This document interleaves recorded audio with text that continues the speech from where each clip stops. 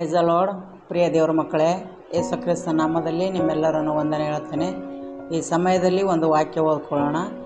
ಯೋಹಾನ ಬರೆದ ಸುವಾರ್ತೆ 15ನೇ ಅಧ್ಯಾಯ 7ನೇ ವಚನ.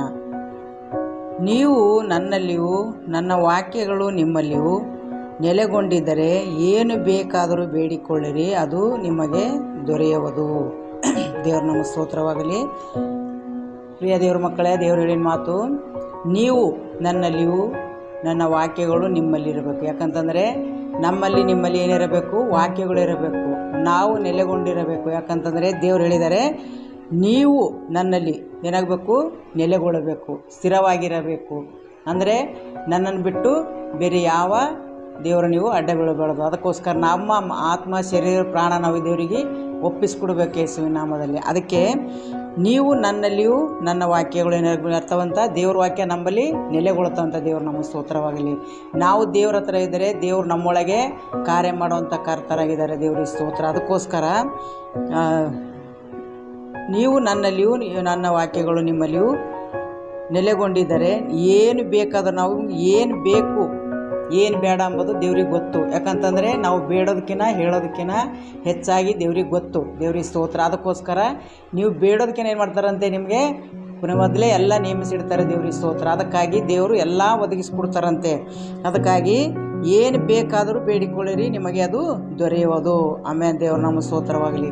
ನಾವು ಏನೇ ಬೇಡ್ಕೊಂಡ್ರು ಆ ಸಮಯದಲ್ಲಿ ನಮ್ಗೆ ಏನು ಅಗತ್ಯ ಎಂಬುದು ದೇವ್ರಿಗೆ ಗೊತ್ತು. ಆದರೂ ನಾವು ಬೇಡಬೇಕು. ಬೇಡದೆ ಹೋದರೆ ನಮಗೆ ಅದು ಸಿಗೋದಿಲ್ಲ. ಅದಕ್ಕಾಗಿ ನೀವು ನನ್ನಲ್ಲಿ ನನ್ನ ವಾಕ್ಯಗಳು ನಿಮ್ಮಲ್ಲಿ ಅಂತ ಹೇಳಿದ್ದಾರೆ ದೇವರು. ನಮ್ಮಲ್ಲಿ ವಾಕ್ಯ ಇತ್ತು ಅಂದರೆ ನಾವು ಏನು ಬೇಕಾದರೂ ಬೇಡಬಹುದು ದೇವ್ರ ಹತ್ರ. ಏನು ಆದರೂ ನಮ್ಗೆ ಒಂದು ಹಂಗಿಸದೆ ಉದಾರ ಮನುಷ್ಯನ ಕೊಡ್ತಾರಂತ ದೇವ್ರು ನಮ್ಮ ಸ್ತೋತ್ರವಾಗಲಿ. ಮನುಷ್ಯನು ಕೊಡಲ್ಲ. ಯಾಕಂತಂದರೆ ಮನುಷ್ಯನ ಹತ್ರ ಅದು ಇಲ್ಲ. ಅದಕ್ಕೋಸ್ಕರ ನಾವೇನು ಮಾಡಬೇಕು?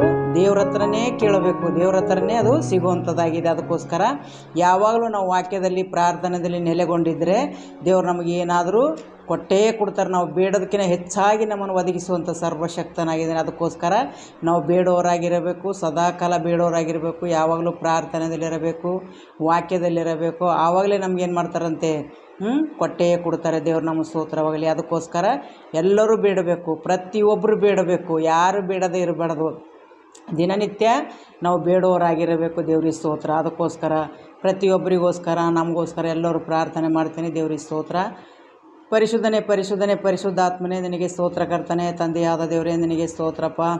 ನೀನು ಹೇಳಿದೆ ದೇವಾ, ನಿನ್ನ ವಾಕ್ಯಗಳು ನಮ್ಮಲ್ಲಿ ಅಂತ ಹೇಳಿದೆ ಕರ್ತನೆ. ನಿನಗೆ ಸ್ತೋತ್ರ ಕರ್ತನೆ. ನಿನ್ನ ವಾಕ್ಯಗಳು ನಾವು ನೆಲೆಗಳು ಕರ್ತನೆಪ್ಪ. ನಿನ್ನ ವಾಕ್ಯದಲ್ಲಿ ಕರ್ತನೆಪ್ಪ ನಾವು ಇನ್ನೂ ಹೆಚ್ಚಾಗಿ ಬೇರೆಯವರು ಸಹಾಯ ಮಾಡು ದೇವ. ನಿನಗೆ ಸ್ತೋತ್ರ. ನಿನ್ನ ವಾಕ್ಯದಲ್ಲಿ ಆನಂದಿಸುವಂತೆ ಸಹಾಯ ಮಾಡು ಕರ್ತನೆ. ನಾವು ಏನು ಬೇಕಾದರೂ ಬೇಡ್ಕೊಡ್ರಿ, ನಿಮಗದು ದೊರೀತದಂತ ಹೇಳಿದೆ ದೇವ. ತಂದೆಯಾದ ದೇವರೇ ನಿನಗೆ ಸ್ತೋತ್ರ. ನಿನ್ನ ಪ್ರೀತಿ ದೊಡ್ಡದು ಕರ್ತನೆ. ನಿನಗೆ ಸ್ತೋತ್ರಪ್ಪ. ನಿನ್ನಲ್ಲಿದ್ದು ಕರ್ತನೆ ನಾವು ಕೇಳೋರಾಗಿರುವಂತೆ ಸಹಾಯ ಮಾಡು ಕರ್ತನೆ. ಪ್ರತಿಯೊಬ್ಬರಿಗೆ ಕರ್ತನೆ ಯಾರ್ಯಾರಿಗೆ ಏನೇನು ಅಗತ್ಯ ಎಂಬುದು ಕರ್ತನೆಪ್ಪ ಪ್ರತಿಯೊಬ್ಬರು ಕೇಳೋರಾಗಿರಲಿ ಕರ್ತನೆ. ಕೇಳಿದ್ದು ಕರ್ತನೆ ಕೊಡುತ್ತೆ ಅಂತ ಹೇಳಿದೆಯಪ್ಪ. ನಿನಗೆ ಸ್ತೋತ್ರ ಕರ್ತನೆ. ಯಾಕಂದರೆ ಇನ್ನು ಉದ್ಧಾರ ಮನಸ್ಸಿನವನಾಗಿದೆಯಪ್ಪ. ಪ್ರತಿಯೊಬ್ಬರ ಸಮಸ್ಯೆಗಳು, ವೇದನೆಗಳು, ಚಿಂತೆಗಳು, ಭಾರಗಳು ಏನೇ ಇದ್ದರೂ ಕೂಡ ಅವರೆಲ್ಲರನ್ನು ಕರ್ತನೆ ಅದರಿಂದ ಬಿಡಿಸಿ ಪ್ರತಿಯೊಬ್ಬರಿಗೆ ಏನೇನು ಬೇಡ್ಕೋತಾರೆ ಅದೆಲ್ಲ ಕೊಟ್ಟು ದಯಪಾಲಿಸು ದೇವ. ನಿನಗೆ ಸ್ತೋತ್ರ. ಲೋಕದಲ್ಲಿ ಎಷ್ಟೋ ಜನರು ಕರ್ತನೆಪ್ಪ ಇವತ್ತು ಸಮಾಧಾನ ಶಾಂತಿ ಇಲ್ಲದೆ ಜೀವಿಸಿದರೆ ಕರ್ತನೆ, ಪ್ರಪಂಚದ ಎಲ್ಲ ಮಕ್ಕಳನ್ನು ಕರ್ತನೆ, ಎಲ್ಲ ಕುಟುಂಬದವರನ್ನು ಕರ್ತನೆ ಶಾಂತಿ ಸಮಾಧಾನ ಕೊಟ್ಟು ನಿನ್ನ ಮಕ್ಕಳಾಗಿ ಜೀವಿಸುವಂತೆ ಪ್ರತಿಯೊಂದರಲ್ಲಿ ಕರ್ತನೆ ಬಲ ಕೊಟ್ಟು, ಶಕ್ತಿ ಕೊಟ್ಟು, ಸಾಮರ್ಥ್ಯ ಕೊಟ್ಟು ದಯಪಾಲಿಸಬೇಕೆಂದು ಯೇಸುವಿನ ನಾಮದಲ್ಲಿ ಕೇಳ್ತಾನೆ ತಂದೆ. ಆಮೇನ್. Praise the lord.